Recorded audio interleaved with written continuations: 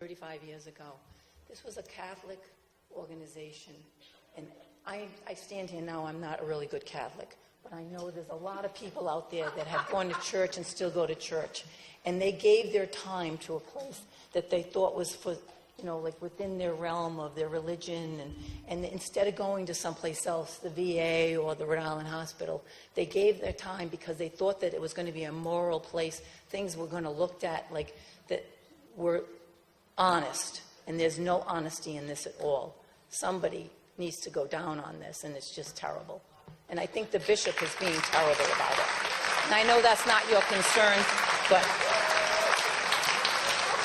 he doesn't care about us.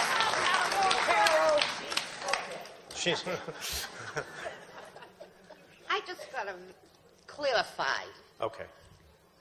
You're going to court October 11th, and you're going to make recommendations of what should happen to our pension plan, like the 40% deduction. No. That's what? On October 11th, originally, St. Joe's Health Services, the party who put the plan into a receivership, asked the court to make that decision on the 11th.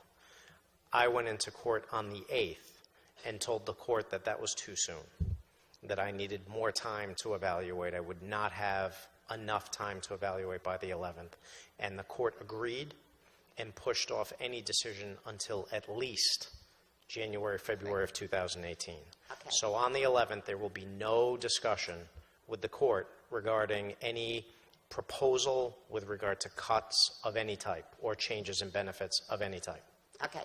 So if you go to court in January with your recommendation, is it you that's doing the investigation?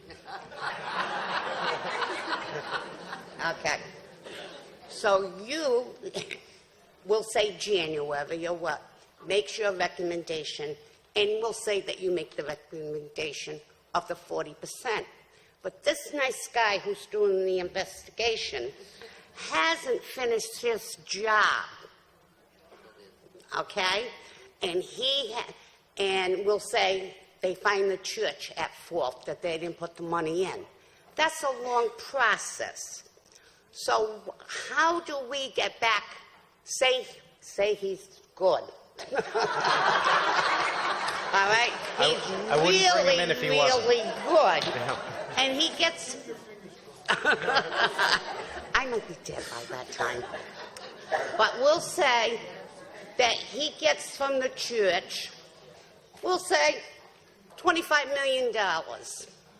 Okay? But we already have a court order who says that we have a 40% deduction. How does that work? That's a very, very good question. First thing I want to say is that the 40% reduction, again, that's not anything that I've adopted. I just used that as an example. Understood. So what you are suggesting is something that I definitely am aware that I have to contemplate right now. And what that is whatever recommendation is made in January, February, if that happens, it is possible that I could ask the court to put that off, possible that the court may put it off. But let's assume for the moment, for your hypothetical, that we do go into court on February 1st and I make a suggestion. Whatever suggestion I make will have the input of all the attorneys that have been designated or retained. In addition, it won't be the first and final. So if Max is successful at identifying somebody who should be found responsible and believes that it's worthwhile to pursue them and get money back in, and ultimately he will be successful, when that money goes in, or at various periods of time throughout this process, if it makes sense to adjust the recommendation, then we will be doing that. Obviously, if Max is successful, as Arlene had suggested, and we're able to get all the money that needs to be in this plan so that none of you receive any cuts, then obviously whatever cut was suggested in February would be changed back to no cut.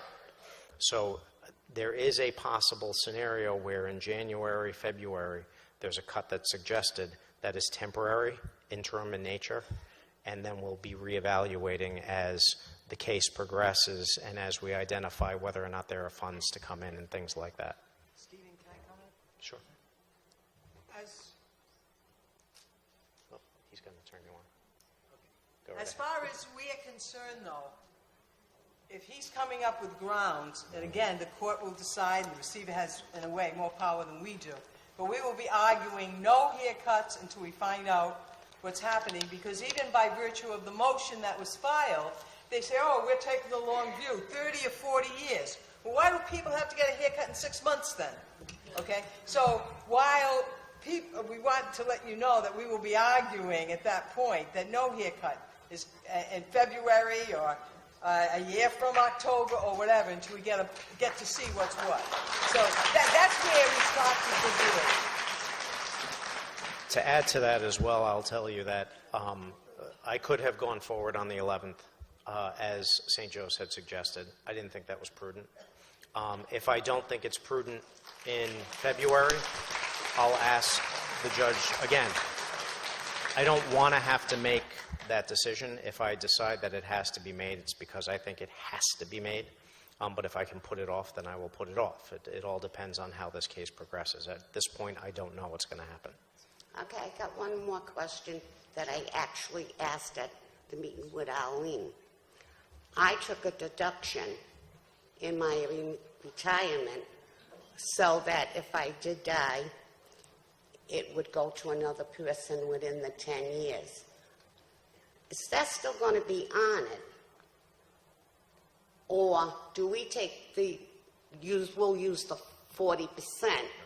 Would that be at what we should have collected or what we're collecting with the deduction?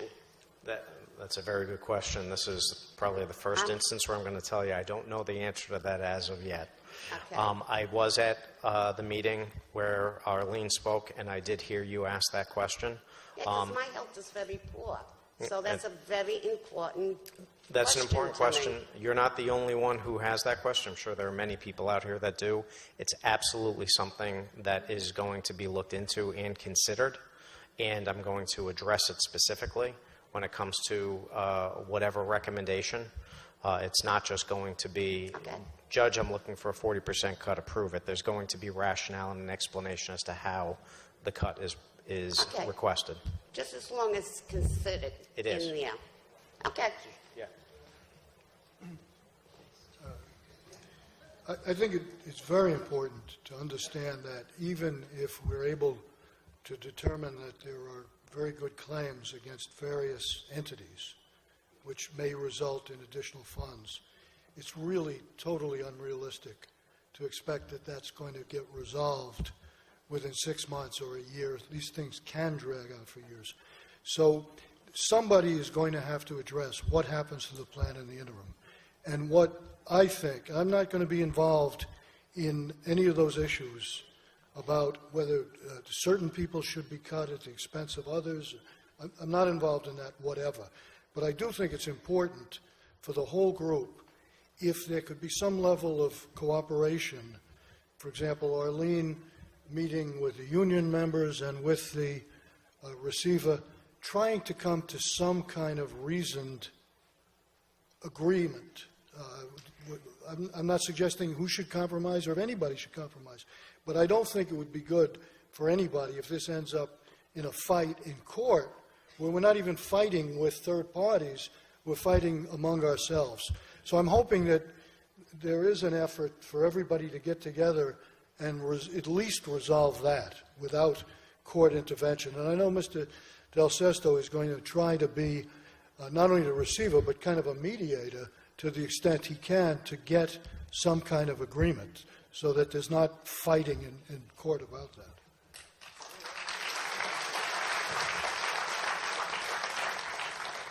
I have another question.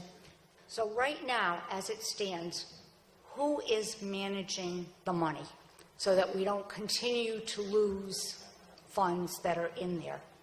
Right now, the court and myself, on a day-to-day basis, me, but the court with my providing the court with updates, the judge with updates, are managing and have control over the funds of the plan, which are what are supporting your benefits. Sir? What is the current unfunded liability, St. Joe's plan. And my second question is, what are the total assets currently of the plan? That was my first. Okay. I'm going to answer your second question first. That's the easier one to answer. When I was appointed, there were approximately $87 million in the plan. $87 million.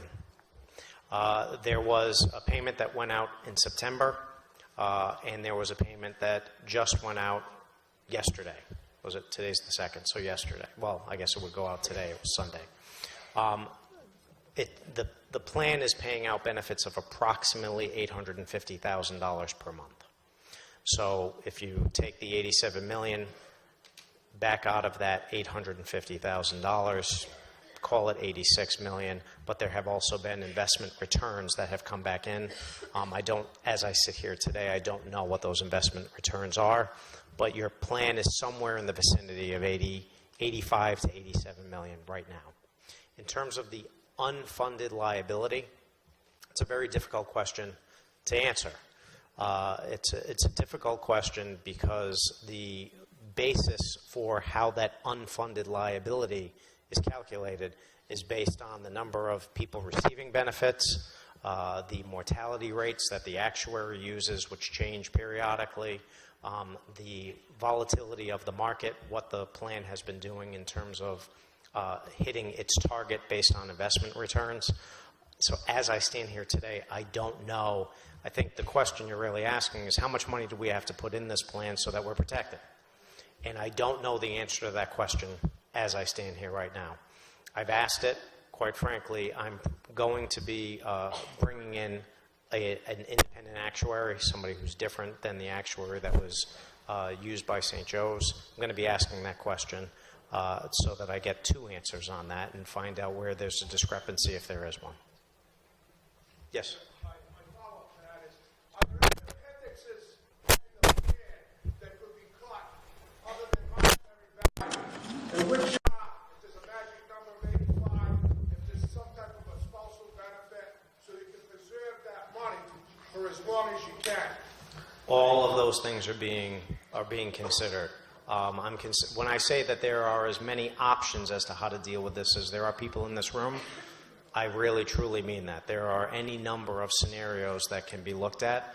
The one thing I will be wrestling with is what authority do I have to change those things? So if I do come up with something that I think might work, it may be a question of do I have the authority to make the change?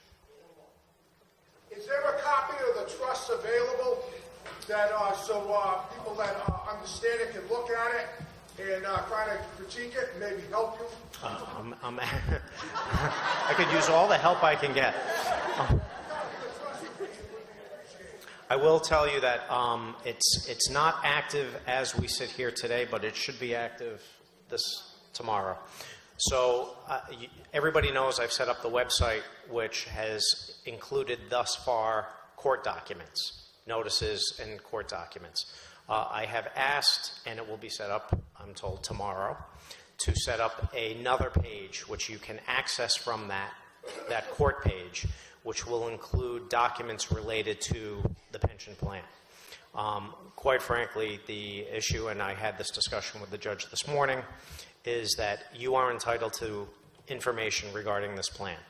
The plan itself, reports that had been provided to St. Joe's during certain periods of this plan's life so that you can see for yourself what the plan says, what those reports say, and you can make an assessment for yourself.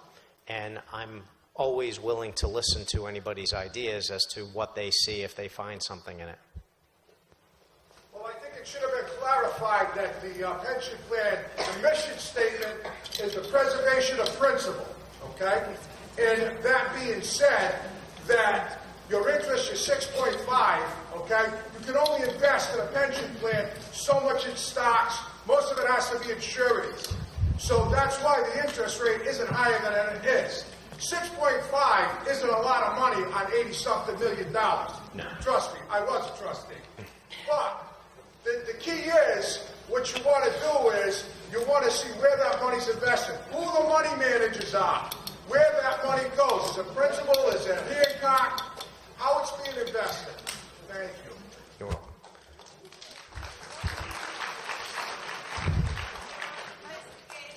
Consulting with financial advisor too, in order to look into all the trading that we're doing.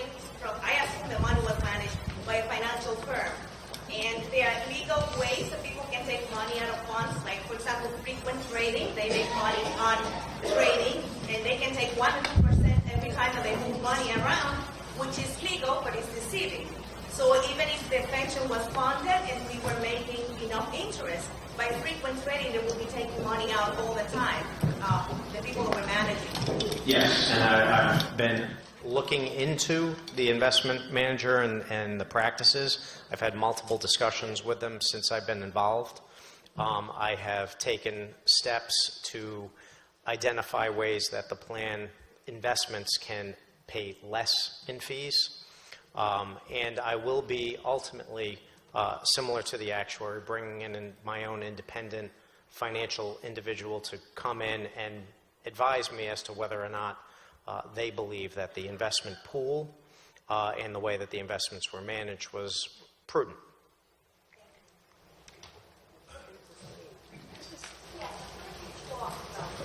Can't hear you. Can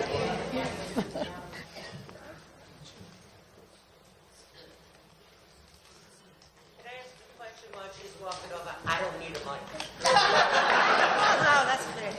Mr. Paolino bought St. Joseph's Hospital for $900,000. $99,000. The hospital, that hospital, with the property that belonged to it, according to the tax assessor's office, was worth like $47 million. That money was paid to St. Joseph's Hospital, the corporation that was supposed to be running our pension. So where did that money go, and why wasn't it encouraged to get more money to go into the corporation, into the plan? This is the second time I'm going to say I don't have an answer to that question.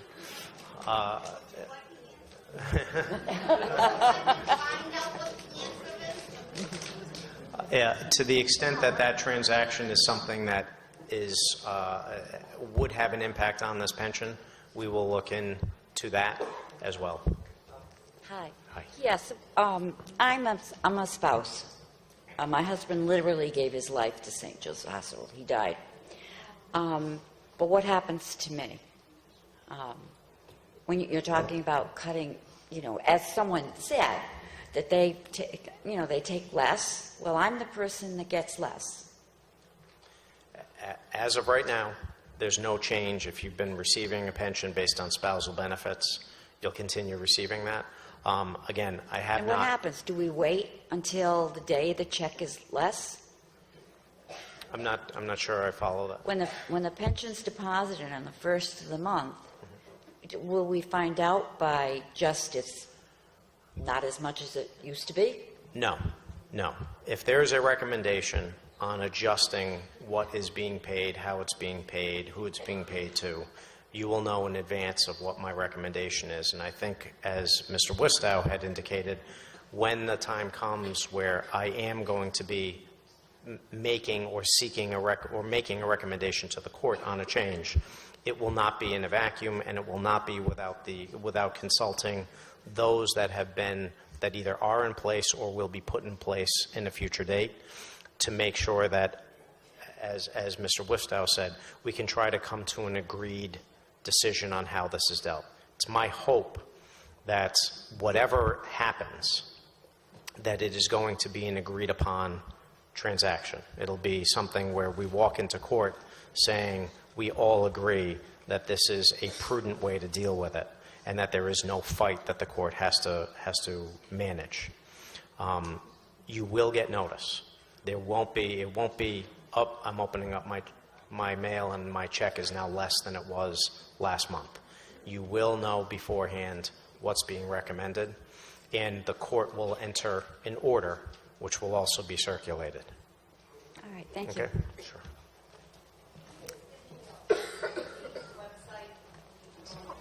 The website? Julie, do you have?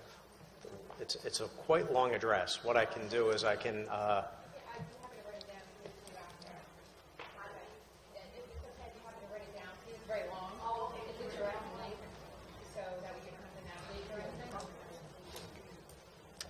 Hi. I'm a former employee of St. Joseph's Hospital, and I knew that I had a pension available to me at some point, but I never mailed in the application. And I heard you say tonight that that application, if they're mailed in now, are going to be preserved, but they won't be processed. So what I'm wondering is there even a benefit to my group mailing those in? Or are we one of the groups that you're going to identify before the courts on October 11th? Or is it just futile for us at this point? from what I've been told, and I don't know this for certain, but from what the benefits administrator told me, is that your benefits are calculated as of the day that you apply. So if you were to file your application, they will, for lack of a better way to put it, they will date stamp it so that we know when you filed it, so that your benefits, if the court ultimately lifts, when the court ultimately lifts the postponement on processing of those applications, your application will be preserved and treated as if it were received and processed on the date that you had submitted it. Okay. So then we should mail them in. So if you believe that it's beneficial to you to preserve a date today, I have it with me, so I was going then to you mail should it in tonight, but mail then it in. when I heard you say that, I said, well, Yep. maybe it's just not even worth Nope. it. So to the extent that there's a benefit of getting it in now as opposed to a month from now or 2 months from now, I would recommend sending it in Okay. with the understanding that its place in line will be preserved. Okay. And are we one of the groups that you're going to identify before the courts on October 11th? There won't be, as far as my hope, is that the groups that are identified will in some way cover every single person who's impacted here. Union, non-union, retired, not retired, everybody's vested. So the groups that I create will be, or that I ask the court to create is a more appropriate way to say it, will be the groups that I believe encompass the entire group of participants and place them in similarly situated couplings. Okay. Thank you. Thank you. I was wondering if the diocese has completely washed their hands of any responsibility or any more responsibility, or have they made any overtures towards making a deposit into the fund?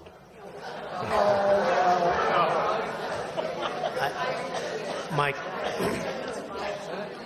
if you'd like to answer. We don't know behind the scenes.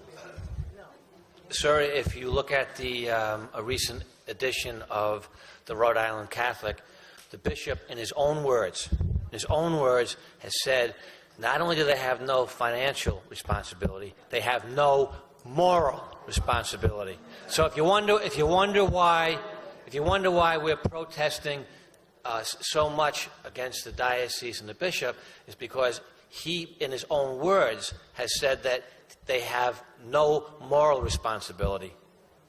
But he's going to pray for you all. Right. But the hammer could come down on them also, and then he might do a plea bargain and offer something. At this time, it's uncertain what the diocese would or wouldn't do, or even if they would be the subject of a claim. We are looking into all of that. I did read the article that Jack had just mentioned, or the letter that he had mentioned, and I can tell you that my communication with the diocese has been minimal at this point. Hi. Just for the record, I'm not one of the oldies. In September 8th, you asked Judge Stern to give you subpoena rights, to subpoena the records. I'm assuming that you've been doing that up to this point. And can you shed any light on legally? I mean, it's all well and good that we can go after people morally. I think my question is, what are we doing legally? Is there anybody that we can point the finger at right now to say legally, either, negligence? We have been obtaining records without subpoenas so far. Okay. And we've been inundated just with those. There's a lot of records. What I'm not going to do, and ultimately, I suppose Mr. Del Sesto, my client, will have something to say about this, but we don't intend to report from day to day as to what directions we're going in. I mean, if you have a lawyer who's working for you, you don't want him announcing publicly all the steps he's making to get you a result. So I just want to make that clear. I do reserve the right to keep things close to my chest until we're ready to let it all. I hope everybody understands that.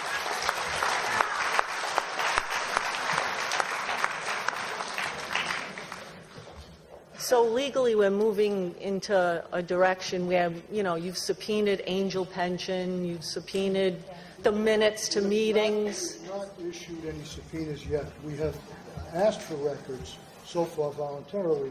And we've they've done given a lot of things. And they've given up those records. The ones that we've requested. And that's been plenty of a job for us to try to digest. Right. I'm sure. So I assure you that as we get into this thing, we are going to subpoena records. Even when they're ready to give them to us voluntarily, we're going to want somebody to show up and authenticate them to make sure we've got all of the records. But I'm going back to this issue that you asked, which is, when are we going to know if we have a case or we don't have a case? And the answer is when we think we can announce it. We're not going to give progress reports to the other side as we do it. You can understand. So I don't know if that's a good answer or what. Well, he's a lawyer. But I'm a lawyer. But try to be more precise if you can. In other words, St. Joseph Services of Rhode Island Incorporated, they had a board. Yes. Boards have meetings. Yes. Have they given up their? Speak into the mic. Have they given up the board, the minutes of their meetings? Have they given up? Not all of the minutes of the meetings yet. We've gotten certain things from them, and we're trying to understand what we've got. This is like enormously complicated, and I assure you, we've devoted an enormous amount of time in the limited period and I haven't even been formally hired yet. So, and I hope that's going to happen in the next few days. So the answer is believe it or not, we are anxious to get to the bottom of this. But you don't have to do anything. But I'm asking you to give us some time to get on top of this. It is very complicated. No, I understand. Thank you. Sorry. Sorry. Sorry. I started a Facebook group to get everybody notified of anything that we could find out. So we have the older children being represented by Arlene Violet. We have the younger child being represented by the union. But then there's this middle child that's not quite at that Social Security age. But if it takes as long, if you find funds to get that money, I could be in her group in a matter of 3 or 4 years. So this middle child, when you present to the judge if he could recommend getting a lawyer to represent us, is there a way that could be pro bono, or are we paying for this? Because we're not quite at the middle of our career, we're at the tail end. We held off getting our Social Security, even though we could have, but we held it off because we were told the money will be there. The longer you wait, the more money you'll get per month. I could have gotten it at 55. I chose not to because I was told if you wait a little longer, you'll get more money. You know, a lot of us take care of ourselves. We'll be in those shoes with Arlene Violet in a matter of a couple of years. So when you do these groups, you know, please consider the almost children in that category, because I worked 40 years, you know.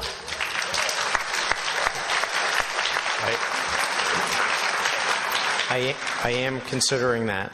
I could tell you there won't be just 3. It won't be the oldest, the middle, and the youngest. There will be multiple groups. With regard to who the court will ultimately identify, designate. I'm not sure how the judge will want to do it. We haven't gotten there yet. I can't speak to whether or not whatever counsel are identified or designated, whether they will be doing it pro bono or at a reduced rate or anything like that.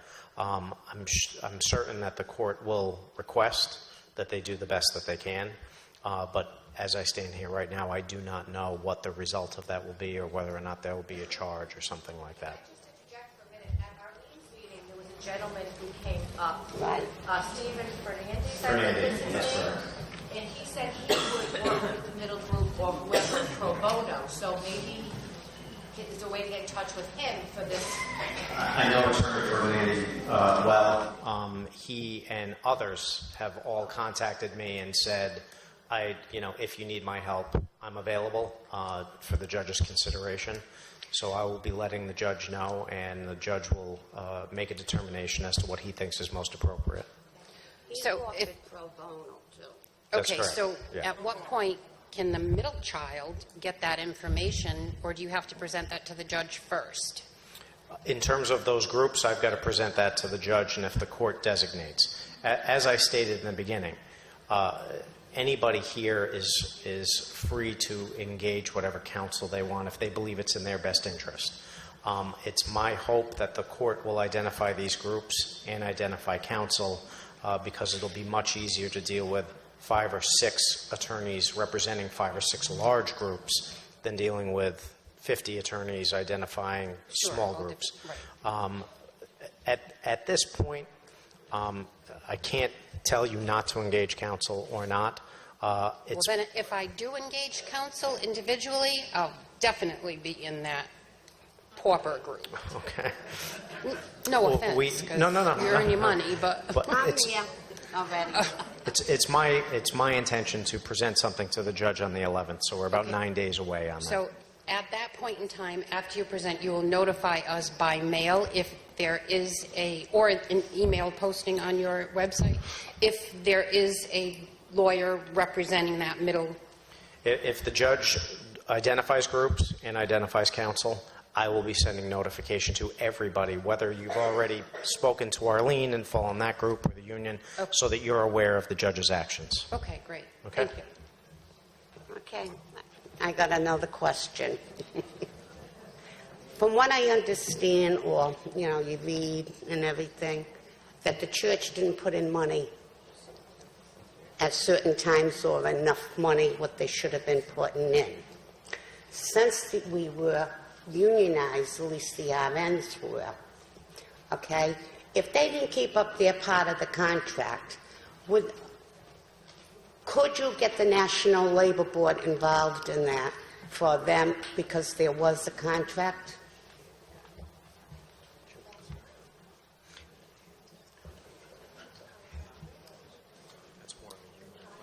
No, the Labor Board's not going to have anything to do with it. Okay. All right, that's the simple answer. Okay, so you have a contract. They didn't fulfill their contract. We'll say there's a chance of them not fulfilling the contract. The remedy's going to have to be through this process, and not through the Labor Board. It's going to have to go through this process. Okay. Even though it's the contract language, it was actual in contract language.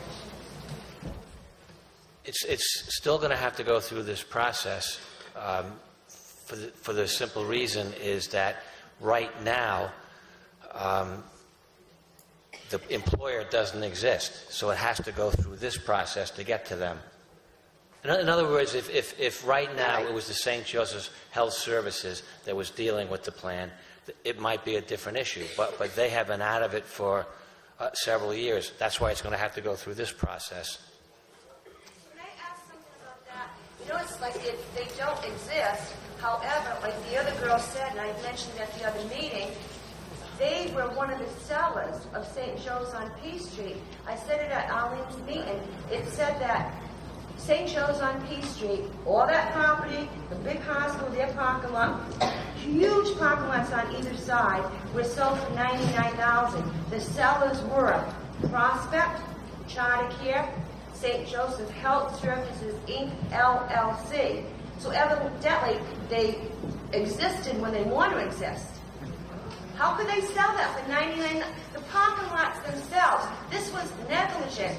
They knew the pension was being malfunded, underfunded, because Angel was telling them this. How could they be one of the sellers? The parking lot themselves, don't you think someone that worked downtown would pay $5 a day to park their car there and take the bus in? There's something funny there. I said that before. There is something funny. I think that's our money. 99 miles and that sold for. The guy waited $50 million.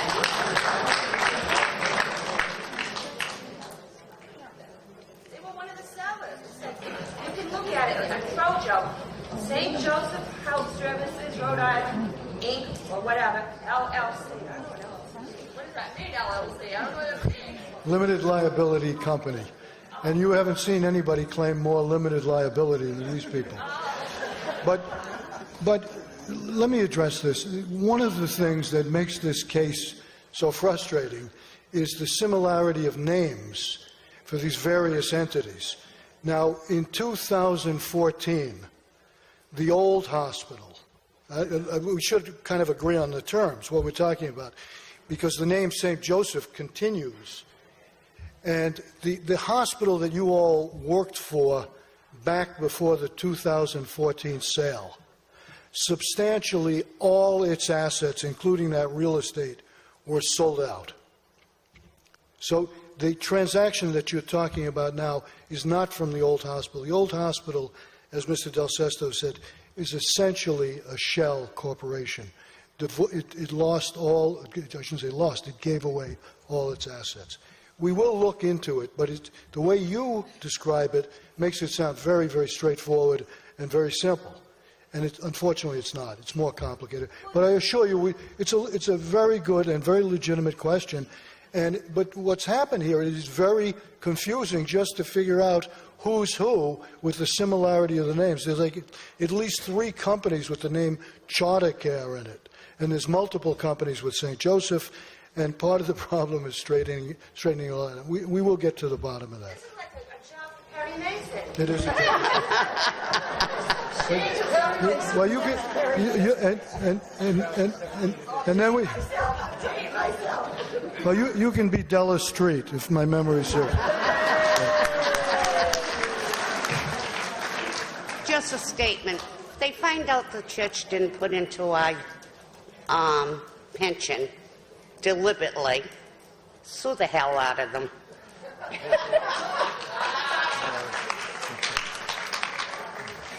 I'd like to make an observation. I'm not sure if you can comment on this or not, but in reviewing the events and the statistics related to the demise of the pension plan, as reported, it's based on the fact that there was a 90% funding level, an accuracy of 90%. That means if there was $100 million in pension owed or $90 million in assets, we have 90%. It couldn't possibly go to 60% in 2 years.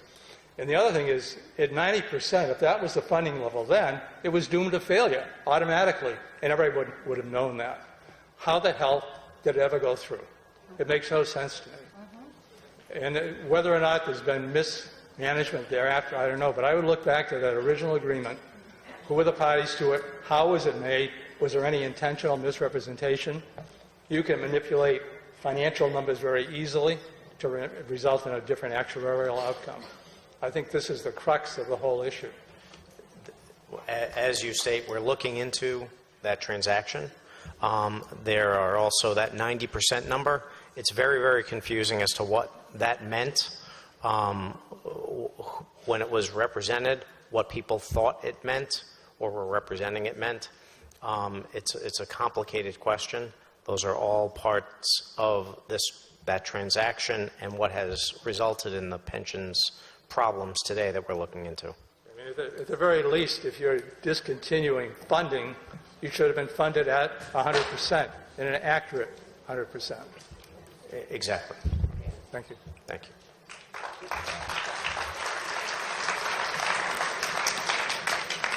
Okay. A lot of attention has been paid to the 2014 date. I'm under the assumption that most of this is about the defined pension plan. And Saturday was the anniversary, the 8th anniversary of September 30th, 2009. That was the end of the defined pension plan. Starting October 1st, 2009, it went to a 403B. Every paycheck, the employees had money taken out for the 403B.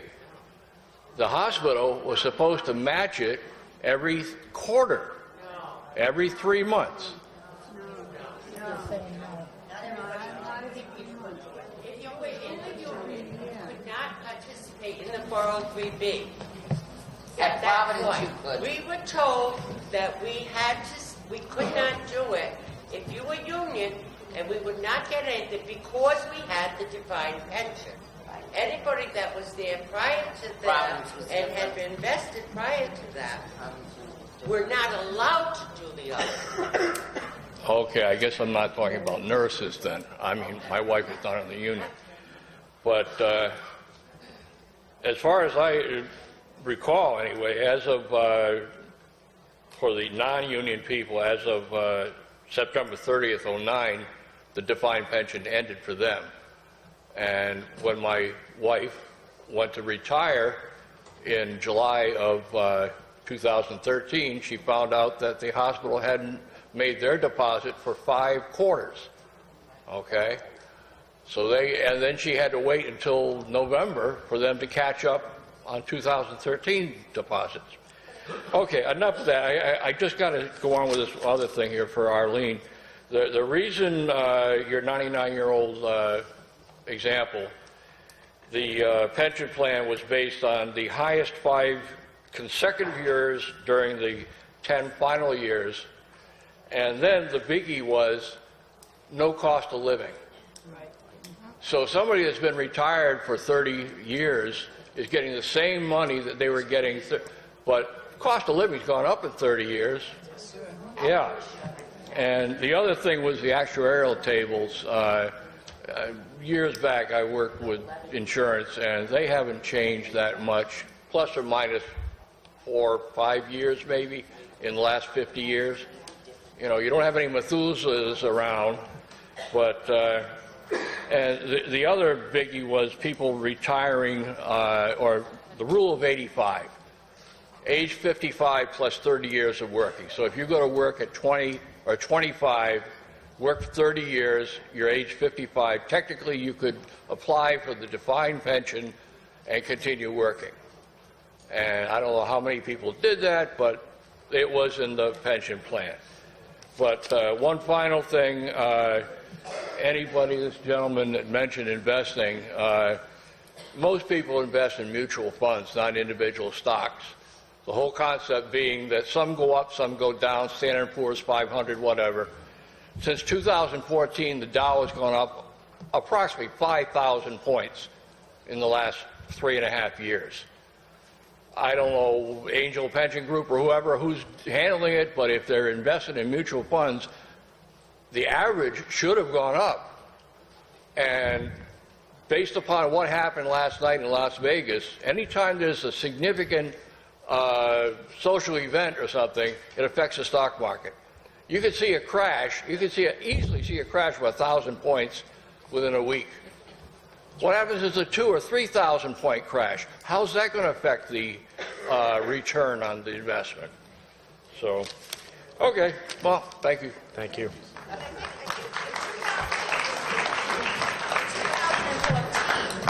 403 plan, we had to switch it over to a 401 because it went from profit, non-profit to profit. To a That's why there's for-profit. no margin. That's correct.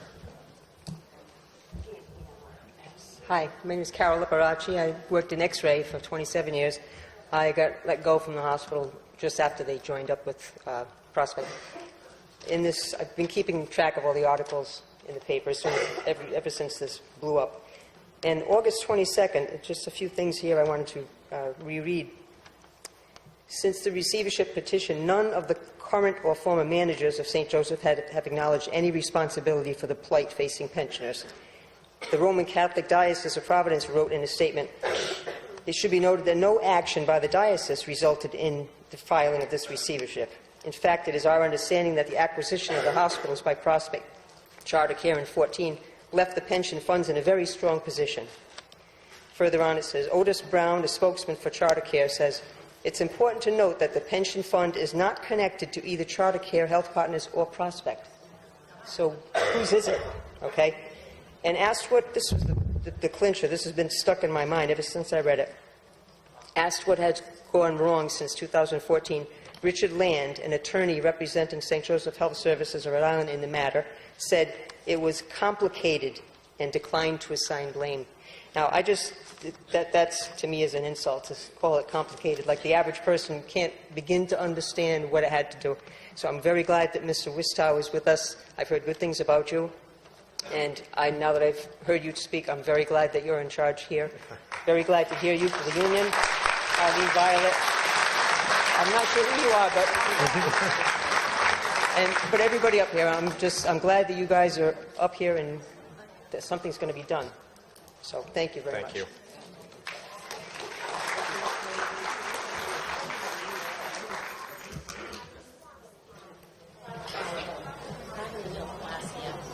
Can you come up to the mic? Come up to the mic.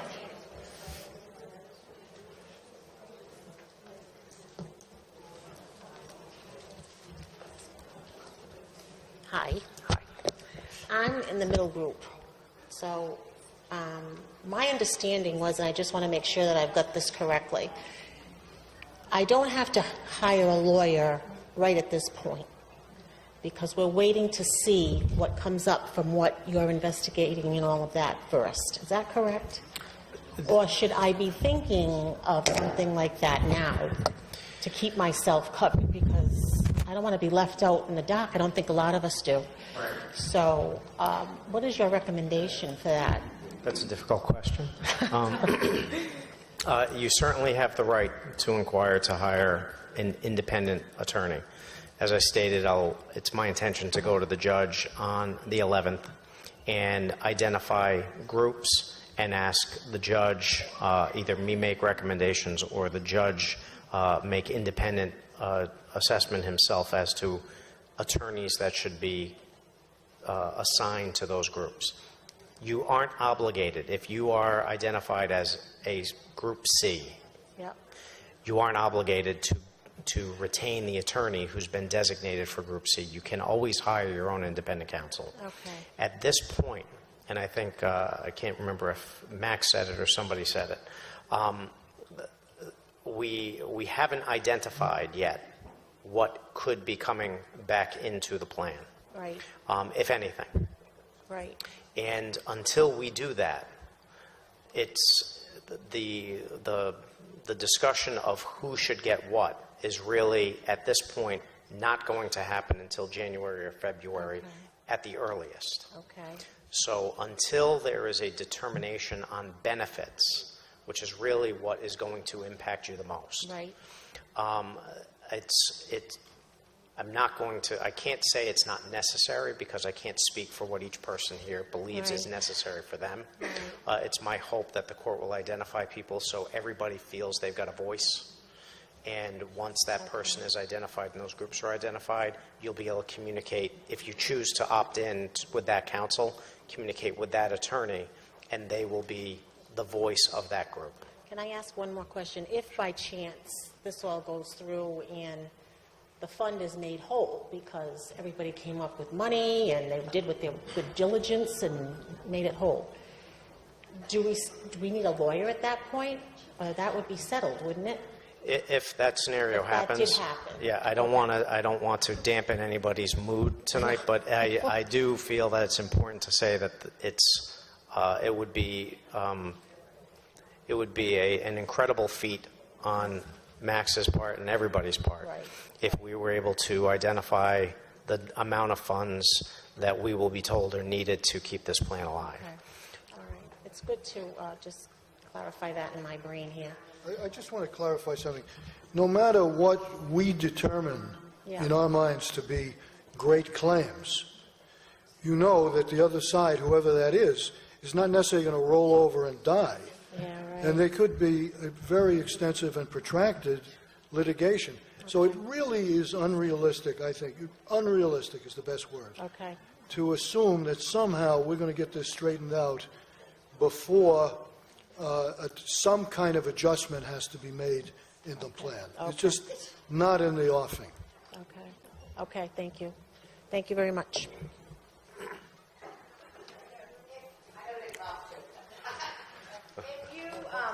When this all comes to fruition and you approach the judge with your findings, and we have no claims, there are no claims that you can go against, who actually now will be in charge of the remaining pension fund?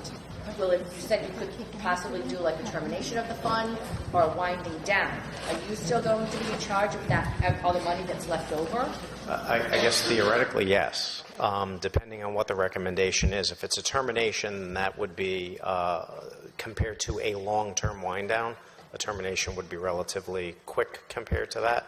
But I will be in place as long as, until the court tells me otherwise, as long as there are funds in this plan to manage and to protect, I will be in place. And if you do a wind down, can you change the investment firm at all? Yes, yes. I just had a quick question.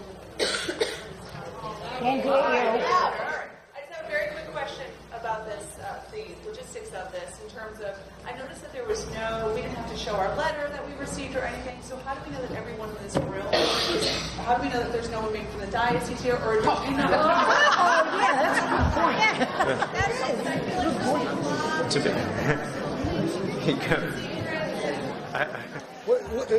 One of the reasons that lawyers dodge and weave and don't answer questions is just because of something like that. So even if I knew something like really good, I can't just disclose it publicly for that reason. So we don't know. If somebody's here from the diocese, welcome, and please go back and do something for all these people.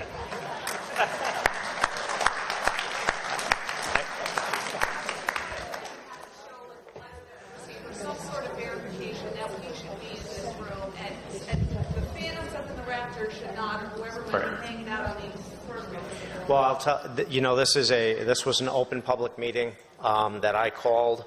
Anybody who was interested, I felt was appropriate to be here. I also will tell you this is being recorded this evening, and the purpose of me recording it is because there are many pension holders who do not live in Rhode Island or nearby, and they can't be here the way you are to ask questions. So I've recorded this, and this will go up on the website so that if you're in Florida or Arizona, you'll be able to see what happened and the questions that were asked.